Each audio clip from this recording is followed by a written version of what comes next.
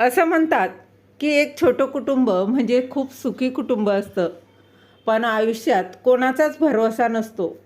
माझ्या आईवडिलांनी मला आणि माझ्या भावाला खाजगी शाळेत शिकवलं. आमचं कुटुंब खूप आनंदी होती. मग माझ्या भावाला नोकरी लागली. त्यानंतर माझ्या भावाला लग्नासाठी मागणी येऊ लागली. माझ्या आईने एक दोन मुली पाहिल्या होत्या, ज्या सुसंस्कृत आणि सुंदरही होत्या आणि कुटुंबाची काळजी घेणाऱ्या मुली वाटत होत्या. त्यांना मोठ्यांचा आदर कसा करायचा हे चांगलं माहीत होतं. पण माझ्या भावाला त्या मुली आवडल्या नाहीत, कारण माझा भाऊ दुसऱ्या कुठल्या तरी मुलीच्या प्रेमात पडला होता. आणि माणूस प्रेमात आंधळा होतोच, मग त्याला त्याच्या कुटुंबाची काय पर्वा. माझ्या आईवडिलांनीही मुलांच्या आनंदात आनंद मानून माझ्या भावाचं लव्ह मॅरेज केलं आणि आज हे सगळं आमच्या घरात घडत होतं. आणि मी खूप परेशान झालो होतो. आईच्या ताटातली भाजी आता संपली होती, पण तिच्या हातात अजून अर्धी भाकरी होती. ती इकडे तिकडे बघत होती. कदाचित काहीही न बोलता तिचं बोलणं कोणीतरी समजून घेईल. मला तिच्या भावना चांगल्याच मनातल्या समजत होत्या, पण तरीही मी गप्पच राहिलो कारण आमच्या घरात कोणाचीही एवढी हिंमत नव्हती की वहिनीसमोर स्वतः आपल्या ताटात भाजी वाढून घेऊ शकते. थोडा वेळ वाट पाहून आईने हिंमत एकवटली आणि शेवटी म्हणाली, पिंकी, मला थोडी भाजी दे. आईचं बोलणं ऐकून वहिनीच्या कपाळावर आठ्याच उमटल्या.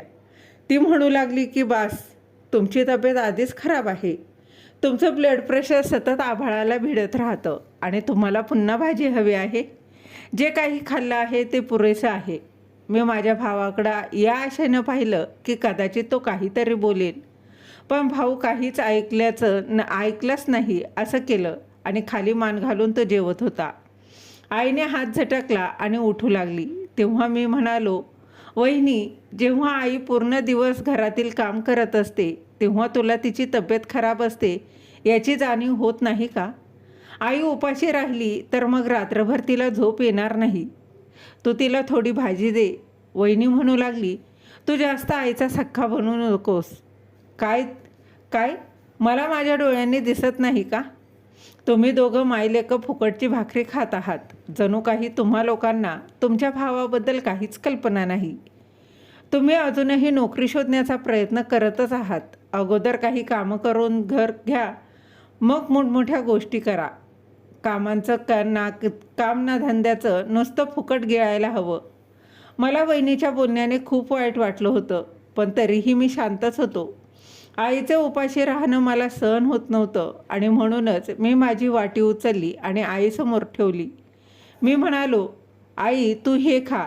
माझं बोलणं ऐकून वहिनीला राग आला आणि माझी भाजीची वाटी उचलून वहिनीने लादीवर फेकली आणि म्हणाली, तुला माझं बोलणं समजत नाही का? जेव्हा मी सांगितलं की अजून जेवण द्यायचं नाही तरीसुद्धा तू माझं बोलणं टाळण्याचा का प्रयत्न केलास?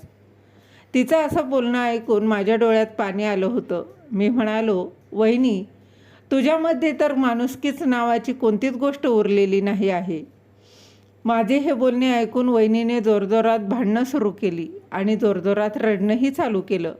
ती म्हणू लागली, बघ सनी, तुझ्या भावांचं बोलणं ऐक. हा माझ्याबरोबर हुज्जत घालत आहे. दादांनी माझ्याकडे डोळे मोठे करून पाहिलं आणि म्हणाला, तुझ्या वहिनीची आधी माफी माग. दादा, वहिनी जेव्हा आईबरोबर चुकीचं वागत होती तोपर्यंत तर अगदी मुका आणि बहिरा बनून बसला होतास. आता तुला अचानक जाग आली की काही चुकीचं होत आहे. तू किती बायकोचा बैल बनला आहेस ना? तुला तुझ्या आईची देखील काळजी नाही का? तू तर अगदीच बायकोचा बैल आहेस. दादा उठून उभा राहिला आणि म्हणाला, मी खूप सहन केलं तुमचं असं वागणं. आता तुम्ही इथून निघून जा आणि त्यातच तुमची भलाई आहे. नाहीतर माझ्यापेक्षा वाईट कोणीही नसेल. मलासुद्धा खूप राग आला होता. मी म्हणालो, दादा, सत्यसुद्धा हेच आहे की तुझ्यापेक्षा वाईट कोणीच असू शकत नाही. तेव्हा दादाने माझ्यात थप्पड मारली आणि मला धक्के मारत घराबाहेर काढलं होतं. मी अगदी स्तब्ध होऊन तिथेच उभा राहिलो होतो. हे असं काही घडेल याची मला अजिबात कल्पनाच नव्हती. आई म्हणत होती, सनी, तुला काय झालं आहे? तू रवीला असं घरातून बाहेर नाही काढू शकत. हे घर त्याचंसुद्धा आहे. तुम्ही दोघं भाऊ या घराचे हिस्सेदार आहात. भाऊ म्हणाला, कोणती हिस्सेदारी? बाबा मरून आता 4 वर्ष झाली आहेत आणि या 4 वर्षामध्ये मी तुझ्यावर उपचारापासून रवीच्या शिक्षणाचा पूर्ण खर्च देखील केला आहे आणि बाबांच्या आजारपणातसुद्धा मी पूर्ण खर्च केला आहे. या सर्व खर्चावरून आता हे घर फक्त आणि फक्त माझं आहे. जर या सर्व पैशांचा हिशोब रवी करणार असेल आणि मला जर अर्धे पैसे मिळणार असतील तरच तो ह्या घरामध्ये हिस्सेदार बनू शकतो. नाहीतर या घरातील फुटकी कवडीसुद्धा मी त्याला देणार नाही. आई, तुला तुझ्या दुसऱ्या मुलाची एवढी चिंता असेल तर तूसुद्धा त्याच्याबरोबर निघून जा. आता मी घरात या सर्व गोष्टी सहन नाही करू शकत. माझ्या आईलासुद्धा माझ्या मोठ्या दादाने घरातून बाहेर काढलं होतं. मला माझी अजिबात चिंता नव्हती. मी तर कुठेही राहू शकत होतो. एवढंच काय, मी रस्त्यावर सुद्धा रात्र काढू शकत होतो. पण मी माझ्या आईला कुठे ठेवणार होतो? मी खूपच घाबरून गेलो होतो. मी आईला म्हणालो, आई, तू घर सोडून यायला नको होतंस. ते तुझ्या नवऱ्याचं घर आहे. तू तिथेच बसून राहिली असतीस तर बरं झालं असतं. आता मी तुला घेऊन कुठे फिरू? माझ्याकडे तर राहण्यासाठी सुद्धा जागा नाही आहे. हे ऐकून आई जोरात रडू लागली आणि म्हणाली, ठीक आहे, मग मी विष खाते आणि मरूनच जाते. पहिल्या मुलाने घरातून बाहेर काढलं आहे आणि आता तूसुद्धा मला धक्के देत आहेस. मग तूच मला सांग, मी कुठे जाऊ? मी माझ्या नवऱ्याजवळ स्मशानात जाऊन बसते. त्यांना सांगते की तुम्ही कोणत्या मुलांकडे मला सोडून गेलात. मी म्हणालो, आई, अशी गोष्ट नाही ग. खरं तर तू माझी मजबुरी समजून घेण्याचा प्रयत्न कर. मी तुझ्यापासून माझी सुटका करून घेत नाही. मी यासाठी परेशान आहे की मी तुला कुठे ठेवू? माझ्याकडे कोणतीच जागा नाही आणि मी तुला असं परेशान झालेलंही पाहू शकत नाही. तेव्हा आई म्हणाली, तू चिंता करू नकोस. तुझ्यासोबत तुझी आई आहे. देव नक्कीच आपल्याला चांगला आधार देईल. मी आईला घेऊन एका माझ्या मित्राच्या घरी गेलो, कारण मला अजून काही सुचतच नव्हतं. हॉटेलमध्ये राहण्यासाठी माझ्याकडे पैसेही नव्हते. आईला जेवण देण्यासाठी सुद्धा माझ्याकडे काहीच पैसे नव्हते. माझ्या मित्राने माझे आणि माझ्या आईचं खूप चांगल्या प्रकारे स्वागत केलं. मी त्याला सांगितलं की मी इथे काही दिवस थांबेन आणि मग निघून जाईन. त्यावर माझा मित्र म्हणाला, तू आईबरोबर आला आहेस. जोपर्यंत तुझं मन करेल तोपर्यंत तू राहू शकतोस. मला माहीत होतं माझा मित्रसुद्धा माझ्यासारखाच होता. तो देखील आपल्या आईबाबांच्या पैशावर जगत होता. तो आपले खर्च उचलू शकत नव्हता. मी सुद्धा त्याच्यावर कोणत्याही प्रकारचं ओझं बनवू इच्छित नव्हतो. म्हणून मी आईला तिथेच सोडून नोकरीच्या शोधासाठी बाहेर पडलो होतो. ही तर नशिबाची गोष्ट होती आणि कुणाच्या हातात लक्ष्मी असते तर कोणाच्या हातात लक्ष्मी नसते. माझा दादा माझ्यापेक्षा कमी शिकला होता, पण तरीसुद्धा त्याला एका चांगल्या हॉटेलमध्ये मॅनेजरची नोकरी मिळाली होती आणि त्याला मिळणारा पगारसुद्धा खूप चांगला होता. आणि मी तर जास्त शिकलो होतो तरीसुद्धा आजपर्यंत नशिबाचे धक्के खात होतो. माझी आई आता सुरक्षित जागी होती, म्हणून मी सकाळी उठून नोकरीचा शोध घेण्यासाठी निघून जात होतो आणि दिवसभर नोकरी शोधून रात्री 10 वाजताच परत घरी येत होतो. मी माझ्या मित्राकडे काही दिवसांचा वेळ मागितला होता, पण आता मी त्याच्या घरी येऊन 4 दिवस झाले होते. अजूनपर्यंत मला कुठलीही नोकरी मिळाली नव्हती. त्यामुळे आता मी खूप घाबरून गेलो होतो. आता काय करावं आणि काय करू नये. चौथ्या दिवशी मी विचार केला की आता बस झालं. आपण मित्राच्या घरातून बाहेर पडायला हवं. पुढे जे होईल ते होईल. देव आपली काळजी घेईल. मी नोकरी शोधण्याचा खूप प्रयत्न केला होता.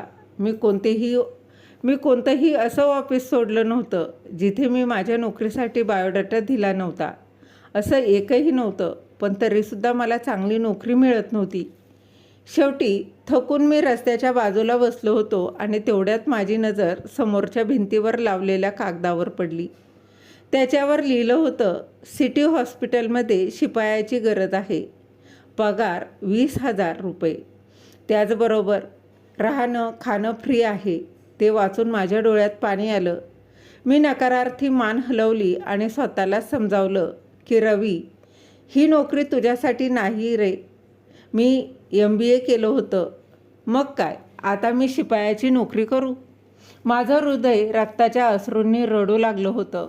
मी काही विचार न करता उठून उभा राहिलो आणि त्या पत्त्यावर पोचलो जिथे शिपायाची आवश्यकता होती.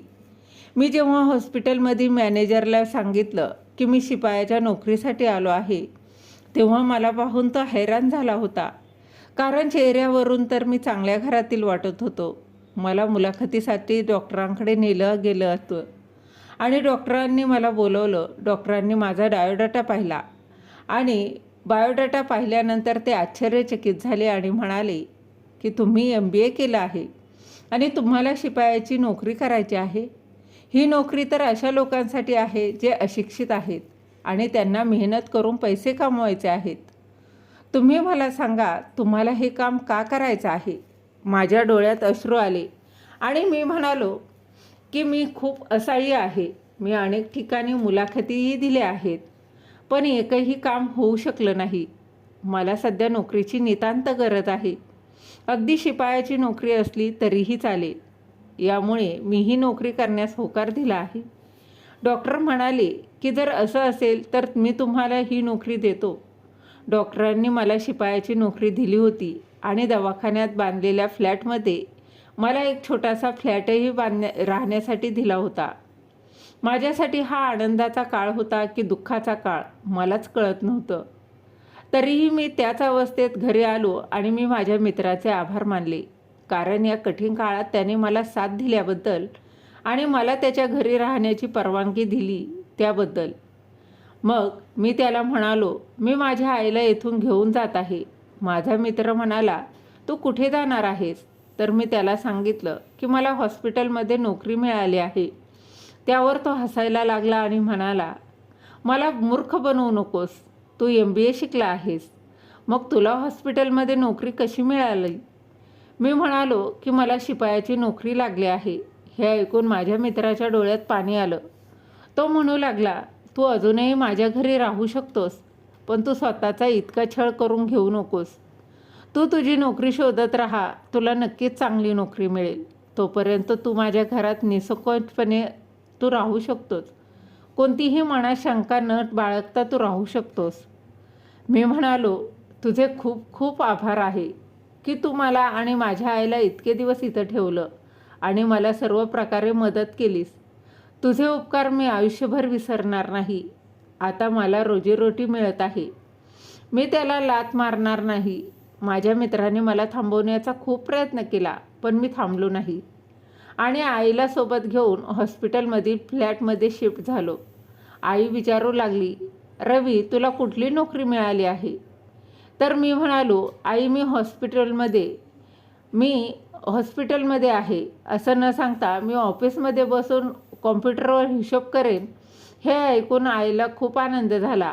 आता मी आईला खरं सांगू शकलो नाहीतर तिने खूप टेन्शन घेतलं असतं आणि तिचा ब्लड प्रेशरही वाढला असता.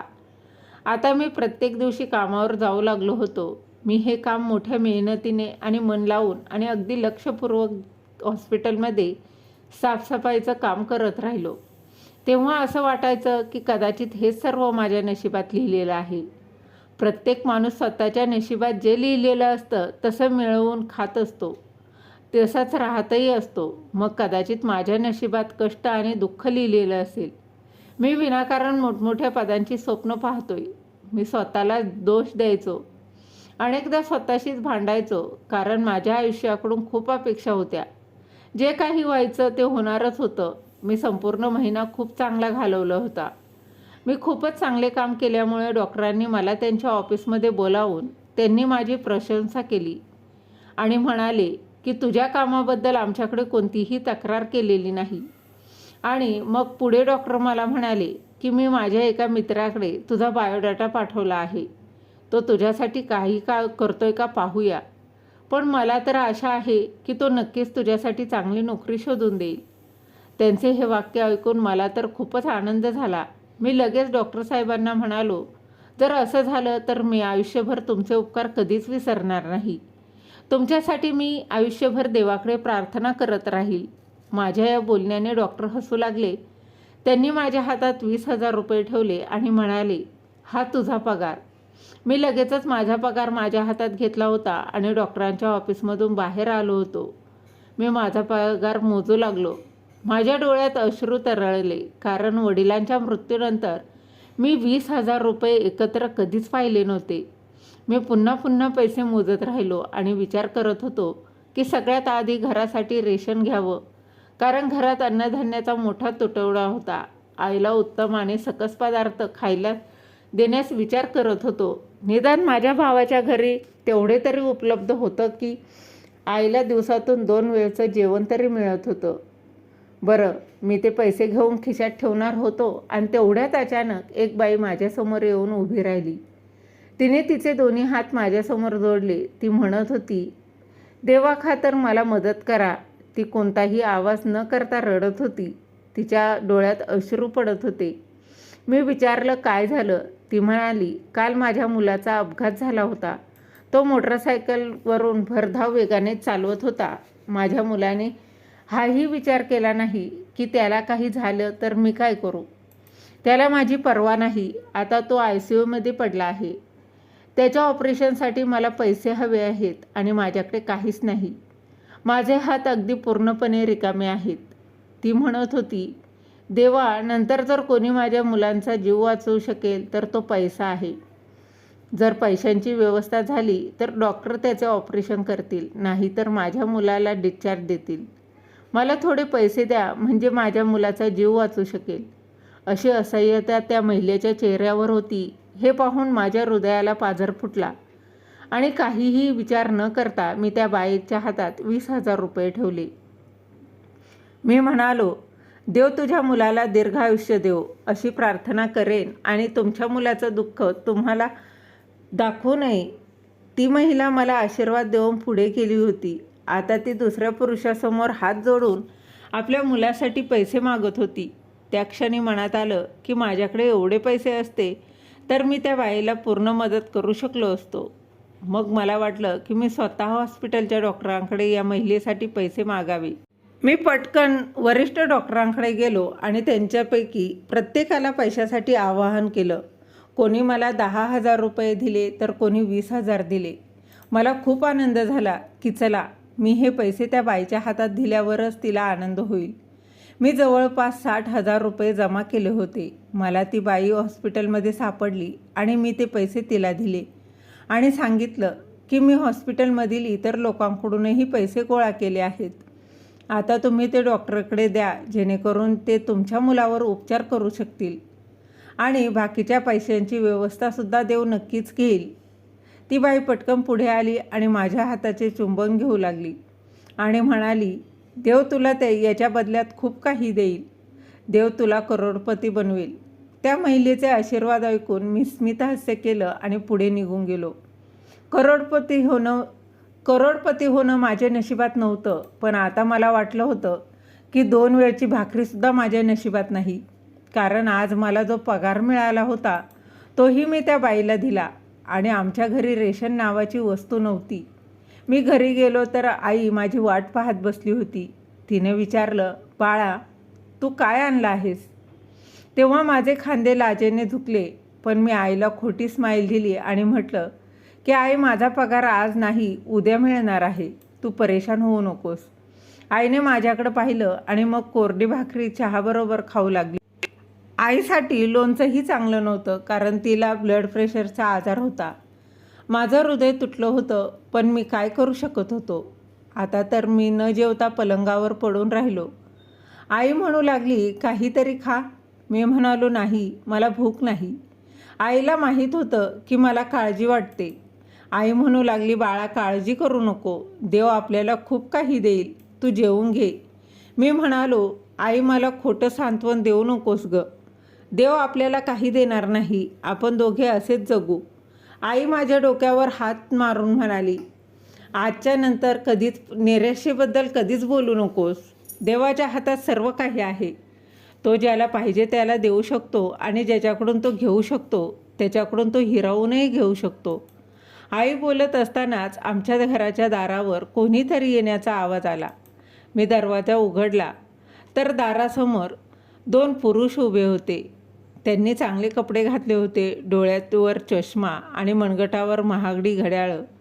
त्यांच्या मागे एक खूप मोठी गाडी उभी होती. मी म्हणालो, मी तुम्हाला ओळखत नाही. तर ते म्हणाले, तू आम्हाला ओळखत नाहीस, पण रवी, आम्ही तुला खूप चांगल्या प्रकारे ओळखतो. तू ह्या चाव्या घे आणि हा पेपर घे. मी म्हणालो की हे कागद आणि चाव्या मला काय देतात? तर तो म्हणाला की तुझ्यासाठी एक सरप्राईज आहे. घरात गेल्यावर सोफ्यावर आरामात बसून हे पत्र वाच, नाहीतर चक्कर येऊन पडशील. हे ऐकून मला खूप आश्चर्य वाटलं आणि पटकन मी तो पेपर हातात धरला. भीतीने माझं मन थरथर कापत होतं. मी ऐकलं होतं की श्रीमंत लोक चांगली नसतात, पण माहीत नाही हे लोक मला कागद आणि चाव्या का देत आहेत. त्यांना माझ्याकडून नक्की काय हवं होतं? मला वाटलं की कदाचित हा माणूस माझ्या निराशाचं कारण असेल आणि हा माणूस माझ्या विनाशाचं कारण असेल. मी खोलीत आलो तेव्हा आई म्हणाली, बाळा, दारात कोण आलं होतं? मी अगदी गप्प राहिलो. माझ्या हातातला कागद बघून आईने विचारलं, हे काय आहे? मी म्हणालो, आई, 2 अनोळखी माणसांनी हे मला दिलं आहे. मला स्वतःलाच हे माहीत नाही हे नक्की काय आहे. त्यावर आई म्हणाली, ठीक आहे, उघडून तर बघ, काय लिहिलं आहे त्या पेपरमध्ये. मी म्हणालो, आई, मी आता उघडतो. पण खरं सांगायचं तर माझ्यात हिंमत होत नव्हती.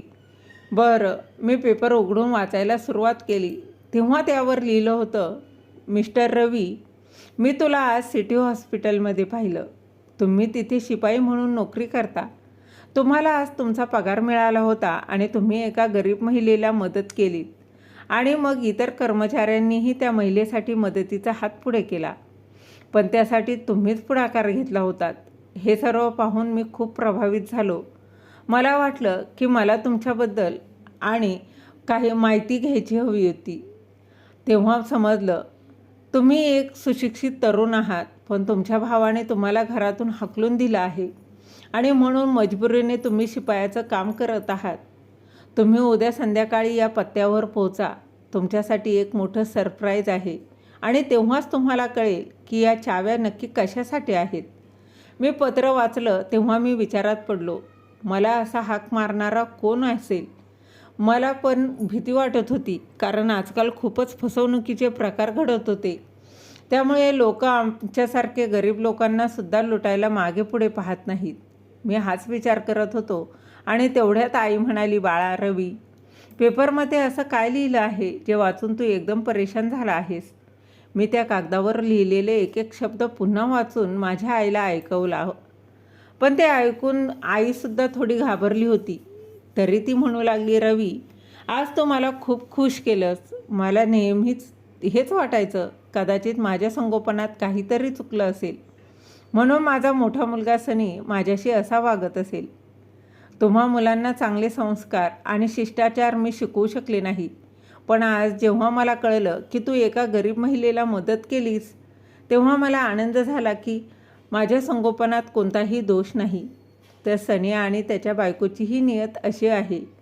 मी देवाची आभारी आहे की माझ्या आयुष्यात असा दिवस तू मला दाखवलास. आईचं बोलणं ऐकून मला थोडं हसू आलं.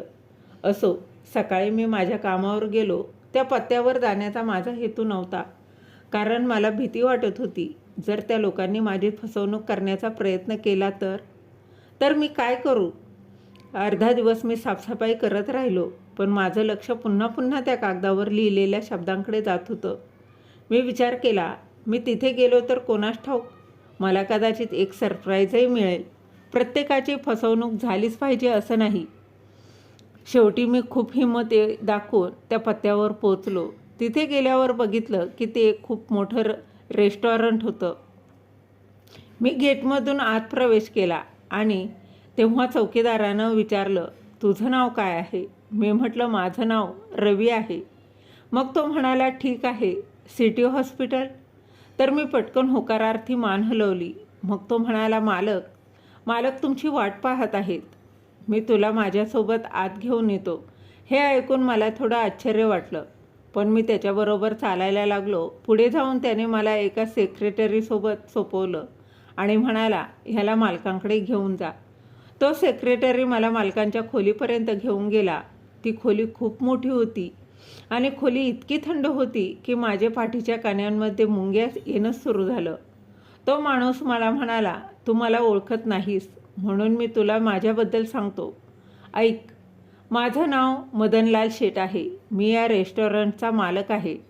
मला हे रेस्टॉरंट तुझ्या नावावर करायचं आहे. मी अगदी आश्चर्यचकित झालो आणि म्हणालो, तुम्ही माझी अशी चेष्टा करत आहात? का करत आहात? तर ते म्हणाले की मी तुझी चेष्टा वगैरे करत नाही आहे. मला तू आवडतोस.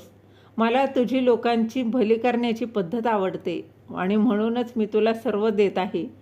मी अगदी स्तब्ध झालो आणि म्हणालो, या सगळ्याचं कारण काय? तर ते म्हणाले की आजपासून काही वर्षापूर्वी माझ्यासोबत सुद्धा हेच घडलं होतं, जे आज तुझ्यासोबत होत आहे आणि तुझ्या आईसोबत झालं आहे. मी कॅन्सरने पीडित होतो. मी माझ्या 4 मुलांसोबत राहत होतो. पण मी आजारी आहे हे लक्षात येताच माझ्या 4ही मुलांनी माझी जबाबदारी स्वीकारण्यासाठी नकार दिला होता. माझी 4ही मुले त्यांच्या बायकांच्या तालावर नाचत होती. माझ्याकडे उपचार घेण्यासाठी पैसे नव्हते आणि कोणता आधारही नव्हता. तेव्हा मला असं वाटू लागलं की आता मृत्यू माझ्या डोक्यावर येऊन बसला आहे. शेवटी मी अनाथासारखा अनाथाश्रमामध्ये निघून गेलो. एक दिवस मला समजलं की एक अनोळखी माणूस मला भेटण्यासाठी आला आहे. जेव्हा मी त्या माणसाजवळ गेलो तेव्हा त्याने त्याच्या रेस्टॉरंटची चावी माझ्या हातात दिली. तेव्हा मी खूपच हैराण झालो होतो आणि त्याला म्हणालो की तुम्ही असं का करत आहात? तेव्हा तो म्हणाला की प्रॉपर्टी तुझ्या बापाच्या नावावर निघाली आहे म्हणून मी हे रेस्टॉरंट तुझ्या हवाली करत आहे. मी त्याचे हे बोलणे ऐकून थोडा हैराण होऊन गेलो होतो, कारण माझ्या बाबांच्या नावावर अशी कोणतीच प्रॉपर्टी नव्हती. परंतु मी जेव्हा चौकशी केली तेव्हा एक गोष्ट समोर आली की हे रेस्टॉरंट माझ्या बाबांचं लग्न होण्या अगोदरच त्यांना धोका देऊन त्यांच्याकडून हिसकावून घेण्यात आलं होतं. आता त्या रेस्टॉरंटचा जो मालक होता त्याला समजलं होतं की ही प्रॉपर्टी एका माणसाला धोका देऊन त्याच्याकडून अगदी जबरदस्तीने हिसकावून घेण्यात आली आहे आणि म्हणूनच तो व्यक्ती आता माझ्याकडे येऊन ते रेस्टॉरंट मला परत करण्याचा विचारात आहेत. मी हे सर्व पाहून हैराण झालो. देवाकडून माझ्यासाठी ही खूप मोठी मदत होती. मी स्वतःचं ते रेस्टॉरंट चालवायला सुरुवात केली आणि ते करत असताना खूपच मेहनतही घेतली. बघ, त्यानंतर मी प्रगतीचे टप्पे रचत राहिलो आणि आता मी इथपर्यंत पोहोचलो की चांगल्या डॉक्टरांकडे जाऊन स्वतःवर उपचारही करून घेतले आहेत आणि मी बराही झालो आहे. पण ते म्हणतात ना की प्रत्येक माणसाचा शेवट मृत्यू आहे. आता मलाही माझ्या आयुष्याचे दिवस संपत आले आहेत असं वाटू लागलं आहे. आणि त्या दिवशी मी माझं चेकअप करून घेण्यासाठी हॉस्पिटलमध्ये गेलो होतो. तेव्हा मी तिथे तुला पाहिलं की तुला त्या बाईची खूप काळजी वाटत होती आणि तू माझ्या सेक्रेटरीकडून ₹20,000 मागितले होते. म्हणून मी लगेचच त्याला ते दिले आणि त्याला हे सुद्धा सांगितलं की मला या माणसाची सर्व माहिती दे. मग त्याने तुझ्या मित्राचा पत्ता सांगितला आणि तुझ्या मित्राने मला हे सर्व सांगितलं आणि तुझ्या परिस्थितीमुळे मी खूप प्रभावित झालो आहे आणि आता मी खूप म्हाताराही झालो आहे. आता मृत्यू ही माझी वाट पाहत आहे म्हणून मला हे रेस्टॉरंट अशा व्यक्तीच्या हातात जावं असं वाटतं की ज्याने इतरांचा फायदा होईल. मी विचार करू लागलो की एवढ्या कमी पैशातून सुद्धा तू कोणाला मदत करू शकतोस. मग जर का तुझ्याकडे जास्त पैसे आले तर तू किती लोकांना मदत करशील? आणि महत्त्वाची गोष्ट म्हणजे मला माझी संपत्ती माझ्या मुलांच्या नावावर करायची नाही. त्यांनी मला नाकारलं होतं म्हणून मी हे रेस्टॉरंटचं तुझ्या नावावर करत आहे आणि मी आशा करतो की तू लोकांचं असंच भलं करत राहो. त्याचं पुण्य तुला मिळत राहील. आणि मी ह्या गोष्टी ऐकून थरथर कापत होतो. माझं एक छोटंसं पुण्याचं काम माझंही हे एक छोटंसं पुण्याचं काम मला एवढं काही मिळवून देईल असं स्वप्नातही वाटलं नव्हतं. त्यामुळेच मला वाटलं की आपण लोकांची मदत करायला हवी. आपण लोकांना जेवढी मदत करतो त्यापेक्षा जास्त देव आपल्याला देतो हे खरं आहे. कारण मी फक्त ₹20,000 दिले आणि देवाने माझ्या नावावर 20 कोटींची संपत्ती केली होती. हा प्रसंगच असा होता की माझ्या डोळ्यातून अश्रू पडत होते आणि मी देवाच्या चरणी नतमस्तक झालो होतो आणि त्याचे आभार मानत होतो. आज मला समजलं होतं की तुम्ही जीवन जगत असताना प्रामाणिकपणे आणि निस्वार्थपणे जे काही गरजवंतांना द्याल ते देव दुप्पट तिप्पट करून तुम्हाला परत करून देतो. काही दिवसातच मला रेस्टॉरंटची सर्व माहिती समजू लागली. मी माझी ट्रेनिंग देखील पूर्ण केली आणि मग माझा MBAच्या अभ्यासाने सुद्धा मला खूप मदत केली. त्यामुळे मालकांची जागा लवकरच सांभाळण्याची मी सक्षम झालो. जेव्हा मी मालकांची जागा घेतली तेव्हा मला हे पाहून खूप आश्चर्य वाटलं की माझा सनीदादा देखील मॅनेजरच्या लाईनमध्ये उभा होता. माझ्या दादाच्या रेस्टॉरंटमध्ये मॅनेजर होता, तिथेच मी आता त्याचा मालक बनलो होतो. हे पाहूनच माझा दादा खूप हैराण झाला होता. थोड्या वेळानंतर जेव्हा मी माझ्या ऑफिसमध्ये गेलो तेव्हा माझा दादा माझ्या मागून आला होता. तो म्हणत होता, तू माझा लहान भाऊ आहेस, आता हे सर्व तू माझ्यासोबत करशील का? तू माझा मालक बनणार का? माझ्यावर कृपा कर आणि जुन्या गोष्टी मनातून काढून टाक. पण मी त्याला म्हणालो, आजपासून तुझ्या तोंडातून मी असं काहीच ऐकून घेणार नाही. जर पुन्हा तू मला इमोशनल ब्लॅकमेल करण्याचा प्रयत्न केलास तर मी तुला या नोकरीवरून काढून टाकेन. माझं हे बोलणं ऐकून दादा घाबरला आणि तो माझ्या ऑफिसमधून निघून गेला. मला वाटलं की ही सर्व देवाचीच कृपा आहे. जर कोणाला तुमच्यावर राज्य करायचं असेल तर तो लगेच तुमच्या पाया पडायला तयार होतो. मी माझ्या आयुष्यातून हा धडा शिकलो होतो की माणसाने कधीच मुठी धरून जगू नये. देवाच्या मार्गात जमेल तसे पैसे खरंच खर्च करत राहावं. गरिबांना मदत केली पाहिजे. जर आपण पृथ्वीवरच्या लोकांवर दया दाखवली तर आकाशात बसणारा तोच देव आपल्यावर आशीर्वादाचा वर्षाव करतो. मी जेव्हापासून रेस्टॉरंटची जबाबदारी घेतली तेव्हापासून मी अनेक गरीब लोकांना मोफत रेशन देत असे आणि अनेक गरीब लोकांना मदतही केली. दवाखान्यातसुद्धा लोकांवर मोफत उपचार करायचो. माझ्याकडे खूप काही असायला हवं असं गरजेचं नाही. जे काही आहे त्यातून इतरांनाही मदत केली पाहिजे. आपण इतरांची पैसे देऊनच मदत करायला हवी असंही नाही. आपण मेहनत करून एखादं काम करूनसुद्धा इतरांची मदत करू शकतो. तसेच आपली कला, आपलं कौशल्य आणि आपण इतरांच्या मदतीसाठी वापरू शकतो. ह्या सर्व गोष्टींचा परिणाम असा झाला की समाजात माझा मान सन्मान वाढू लागला आणि मला लग्नासाठी खूप नाती पण येऊ लागली. त्यामुळे माझ्या आईने एक छान मुलगी पाहून माझं लग्न लावून दिलं. पण ती मुलगी अगदी माझ्यासारखीच होती. आजारी, गरीब, वयोवृद्धांवर तिचं मन चटकन हरवून जायचं आणि अनाथ मुलांची सुद्धा ती खूप सेवा करायची. तसेच ती म्हाताऱ्या लोकांचीही खूप सेवा करायची. कुठलाही लोभ न ठेवता आणि काहीही न बोलता सगळ्यांना मदत करायची. आता आम्ही दोघं नवरा बायको मिळून एक अनाथ आश्रम चालवत आहोत. तिथे येणाऱ्या प्रत्येकाची आम्ही अगदी निस्वार्थपणे सेवा करत आहोत. तर मित्र आणि मैत्रिणींनो, तुम्हाला ही कथा कशी वाटली कमेंटमध्ये नक्की सांगा आणि कथा आवडली तर कथेला लाईक शेअर जरूर करा. धन्यवाद.